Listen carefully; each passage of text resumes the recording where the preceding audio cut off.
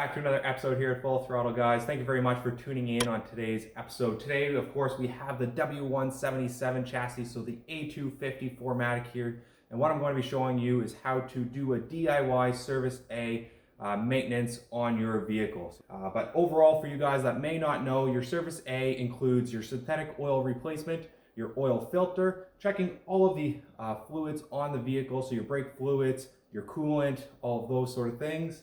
Otherwise, on top of that is your tire pressure, rotating your tires, and then a brake inspection, and then of course resetting that Service A reminder on your dashboard. Other than that, guys, it's very simple to do this yourself at home and save a ton of money at the same time. So let's dive into it. So very first thing you're going to need to perform the Service A at home is of course your oil and your filter. So these products you do not have to buy from the dealership, but for us today, we did purchase all the required products from Mercedes Benz dealership. So we have our OEM Mercedes Benz certified oil 5W40, which is the MB229.5 spec.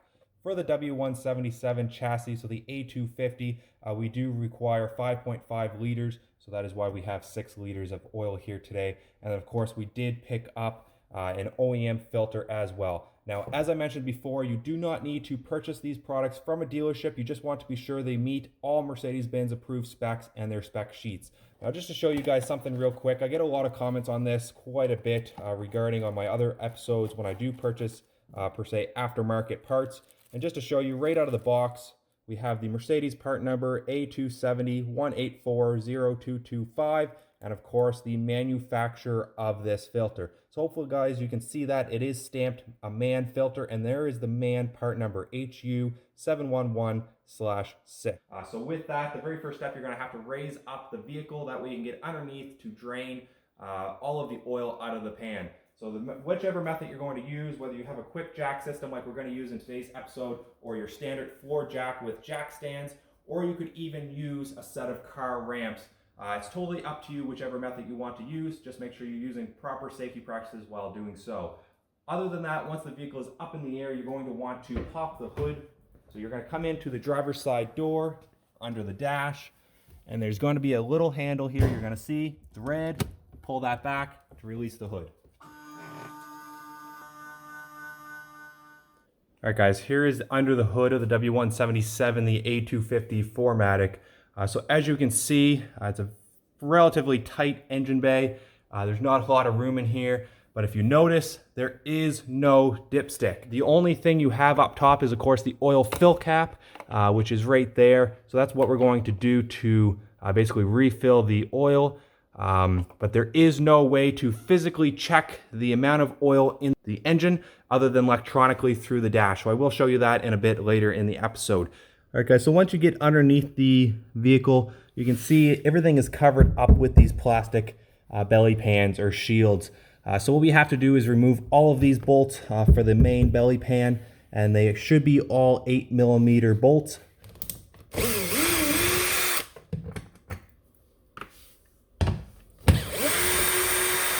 All right, guys, so other than those main 8mm bolts, we do have 2 push pins on each side.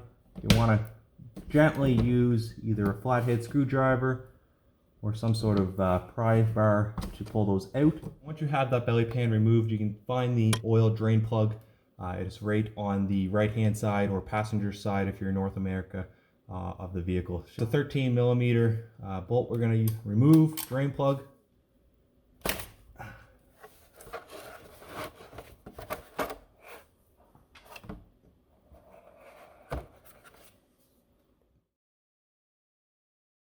All right, guys, so make sure you do have a 27mm before you start doing an oil service on the M260 engine or the W177. You do need this to remove the oil filter cap, so it's located on the upper left rear corner. It did break loose, which is a good sign. As you loosen off the cap, you do want to just lift up slightly and allow any excess oil to drain out. And then basically, you just got to be somewhat quick on lifting it up and out to not drip too much oil anywhere.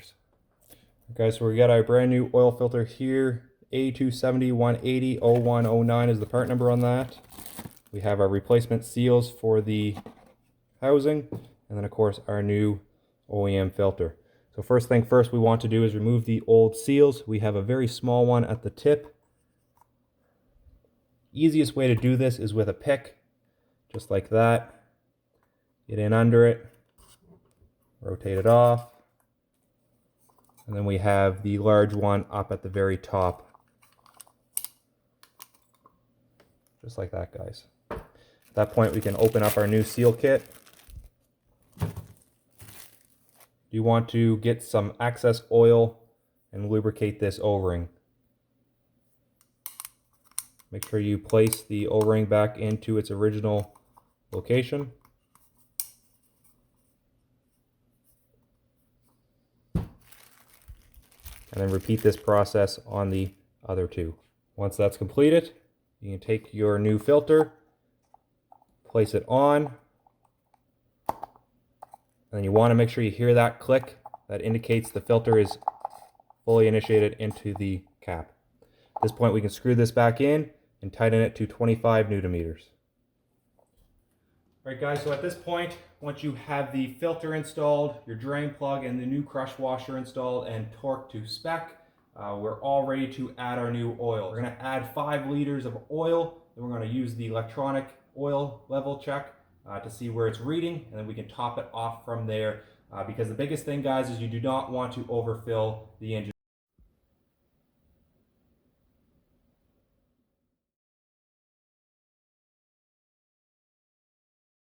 So overall, guys, I'll show you real quick kind of where to find your main fluids. So of course, your washer fluid is right here on the right hand side, or looking at the vehicle. At the front of the vehicle is on the right hand side, so you'd add any of your washer fluid to that location there. Otherwise, we do have the brake fluid up at the back corner here. You're just going to want to make sure your brake fluid is up to the proper location, which it is for us.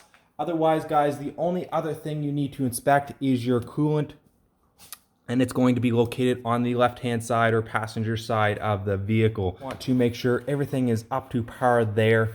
We aren't currently at a service or anything for a coolant replacement, but as you can see, we are fully topped off.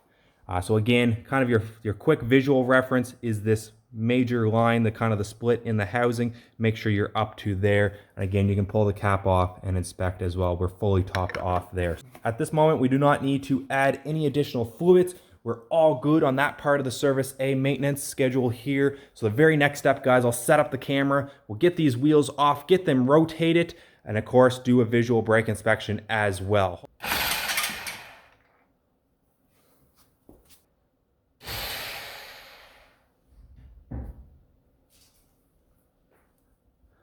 All right, guys, so for the brake inspection, basically all we're looking at is the pad depth right in there. Might be a little tough to see, but you're going to want to check both sides. Make sure you have sufficient brake pad life left.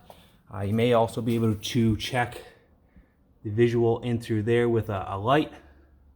Otherwise, guys, all you're going to do is visually inspect the rotor and make sure nothing is abnormally loose or anything looking off. Now there is a brake lubricant service that should be done, but that is not recommended at this service interval, so we will not be doing that today. You can see the brake pad right there. You can see the thickness of the actual pad before it hits metal. So that's what you're checking to make sure on the inner pad and outer pad you have sufficient life. And then we're also checking the rotor. I know there's a bit of rust. It was raining outside before we pulled the vehicle in. This is just surface rust, and there is no groove. So that's the other thing you want to check on the back side and front side. If there's any deep grooving in the rotors, obviously that is a concern, an issue, and you would want to replace the rotors at that point. But everything's nice and smooth here. Everything's good to go. So we're all good to swap the tires from the front to rear, get them installed and torqued up, and we'll move on to the other side.